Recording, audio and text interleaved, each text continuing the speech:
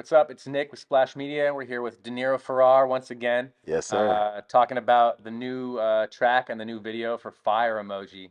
So we're doing a deep dive. Come on. Come on. So let's get right into it. Tell us about the inspiration for the video. About 2 years ago, I bought a VHS camera and I just started documenting with it. I didn't even know what I wanted to do with it, to be honest. I was just like, man, I need to start shooting stuff with my family, my kids. I don't know why. I just always feel like that type of footage is important. So I just really had it archived. And so I sent Peyton the song and I was like, I already know what I want to do for it.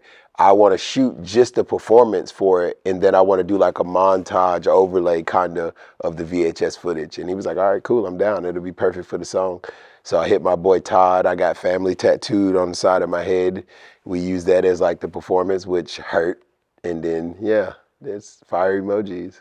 Yeah. Yeah. So what was the experience like in the tattoo parlor? Like, Oh was my it God. weird for so Todd is your artist? Yeah, yeah, Was yeah. it weird for him? Was he rocking with it from the start? Was he like awkward about like getting filmed as you were tattooing? No, I mean, he was extremely professional. It was kind of like the camera wasn't there because they wasn't all in his face, like, everybody was kind of like fly on the wall, documentary style. So he just did his thing. He was cool. I hit him up about it, like, yo, what do you think about letting me shoot in the tattoo shop while I get a tattoo? And he was like, dude, I'd love to. And honestly, truth be told, I'm one of Todd's favorite artists.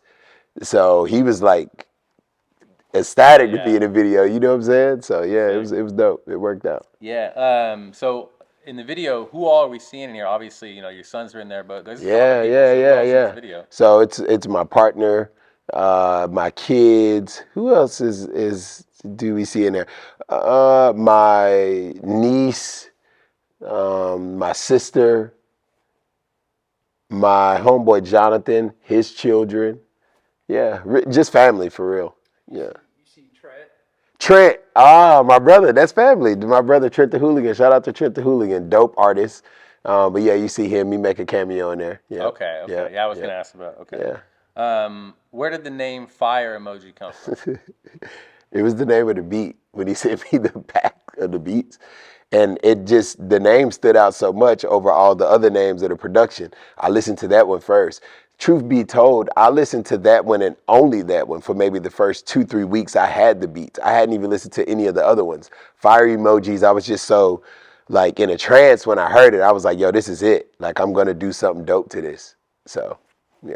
Yeah. Talk about the producer who sent him to you and your relationship with him. My homie Crooklyn, man, he's out of Toronto. He's out of Canada. I don't know if he's actually from Toronto or if he just lived there, but I think he's from Canada. But we go back to like 2015. I did my first North by Northeast in Canada. I met him, Rich Kids, Junior, Addy, and he was a producer who ran in that group. And we just always stayed in contact since like 2015. And I hit him randomly one day on Instagram, like, yo, send me something. He's like, bro, I got some dope stuff I'm going to send you. And he sent me fire emojis. And I sent it back to him. He was like, bro, this is crazy, a classic. So, yeah, that's how that came about. Yeah. Nice. Yeah. How did it feel looking at the video when it was all put together and edited? Seeing this footage that you took of your family kind of combined with your music in like a professional way. It was like emotional in a sense. Like I told Peyton, there's three mediums you can operate in when you're creative.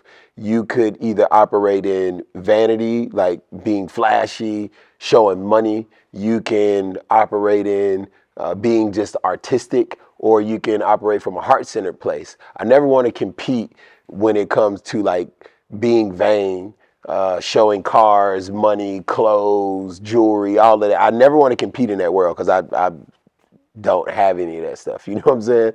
But being as artistic as I possibly could be, and also pulling on people's like heartstrings to make them see things and feel something. So that's what I was looking for when I seen it. And when I watched it on the big screen at my house, I was like, man, like I could feel it feels so real and authentic. So it just made me emotional because my kids are bigger now. This was like 2 years of footage. So to see them be bigger and to send them the video and they're like, yo, this is cool. I'm like, this is a moment they will forever could go back and look at on the internet, show their friends. And so, yeah, man, it was just an emotional like video for me, Yeah.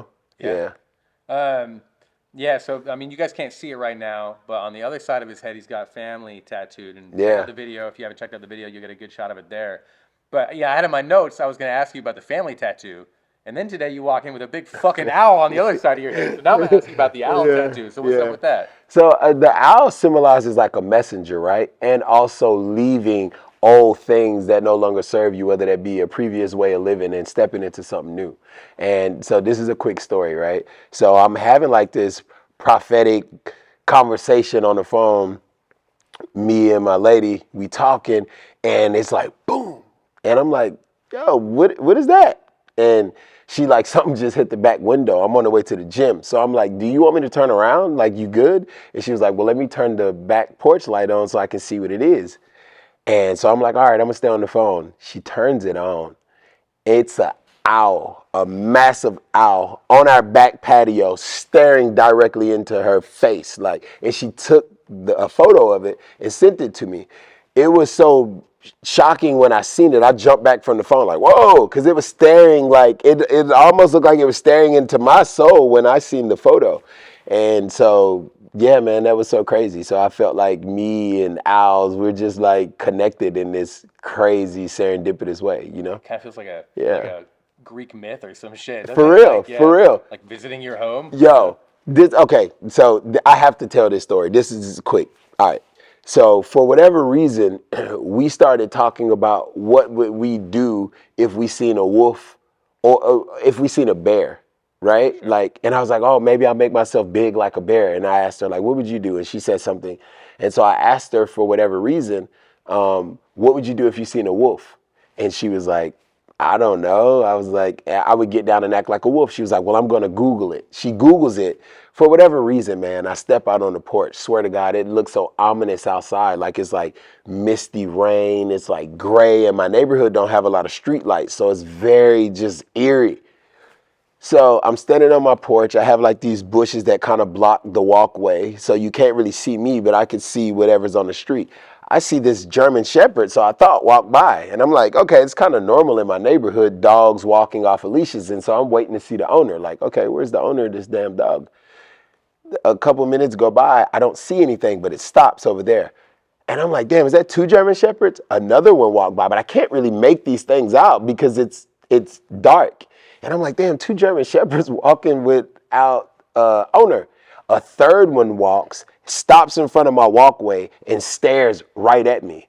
And I'm like, what the fuck? This is not a German Shepherd. These were coyotes, but we were just talking about wolves. And they were three coyotes, I kid you not, walking loose through my neighborhood.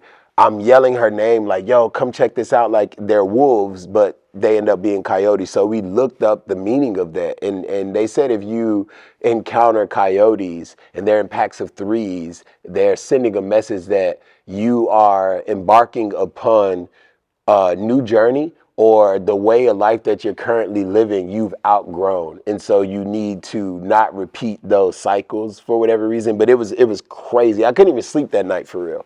Like it was crazy. I know it sounded a little weird, but Yeah, yeah, that was crazy.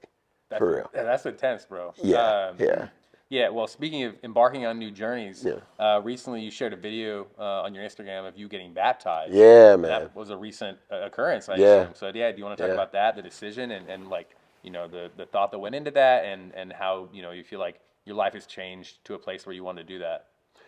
I mean, honestly, I grew up in the church since I was a kid, right? And like any other kid that I know who grew up in the church, it isn't something we genuinely feel, well, me, I didn't feel called to go into church every Sunday. I was kind of forced.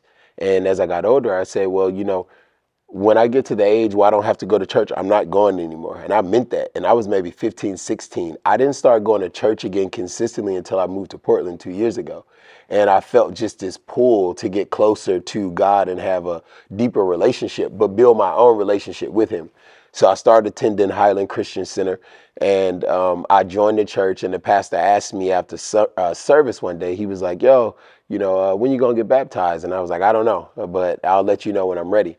And as time progressed, I started to realize like there's no such thing as ready. I'm waiting on this moment to feel like this thing, or maybe God will say, Dante, you're ready. But I'm like, what if that day never comes, right? And I'm just waiting. And then I felt like not only was I waiting, but I felt I was resisting a calling. And I'm like, what am I resisting for? I need to stop resisting, because maybe he wants me to stop resisting because he has something for me.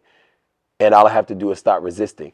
So I never got to the other side of that feeling of feeling ready. I just knew I needed to make that step to meet him halfway, to show him like, hey, I trust you. I believe you, so yeah, I went to church the Sunday before last, and they did the kind of altar call for people to come and get prayed for. And I knew then, I was like, hey, I'm going to go up to get baptized. And so the following Sunday I got baptized, and I'm just walking from here, man. Yeah. Yeah, that reminds me of something that you've talked about in the past, which is living in your truth. Yeah. What does that mean to you? Whatever.